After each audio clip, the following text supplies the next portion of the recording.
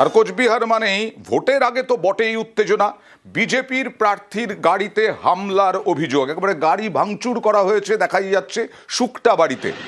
কোচবিহার দক্ষিণের বিজেপি প্রার্থী, কোচবিহার দক্ষিণের বিজেপির প্রচারে গাড়ি ভাঙচুর, বিজেপি প্রার্থীর প্রচারে হামলার অভিযোগ। কথা বলবো প্রতিনিধি শুভঙ্করের সঙ্গে। শুভঙ্কর, কখন, কারা, কিভাবে হামলা চালালো, কি অভিযোগ? হ্যাঁ অয়নদা, তোমাকে দেখো জানিয়ে রাখি যে কোচবিহার দক্ষিণ বিধানসভা কেন্দ্রের বিজেপি প্রার্থী রতীন্দ্রনাথ বোস ঘণ্টাখানেক আগে তিনি যখন শুক্তাবাড়ি এলাকা থেকে ভোট প্রচার সেরে দলীয় কর্মী সমর্থকদের নিয়ে কোচবিহার শহরে ফিরছিলেন, পথে কেশরীবাড়ি এলাকায় শুক্তাবাড়ির কাছে তার কনভয়ে হামলা চালানো হয়। শুভঙ্কর, আরো একবার কথা বলার চেষ্টা করব শুভঙ্করের সঙ্গে। আহতও হয়েছেন একজন, আমরা দেখতে পাচ্ছি। বিজেপি প্রার্থীর প্রচারে হামলার অভিযোগ শুক্তাবাড়িতে, কোচবিহার দক্ষিণের ঘটনা।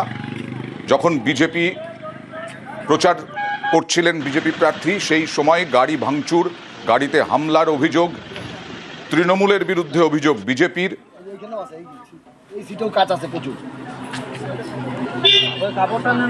আমি দেখি সত্য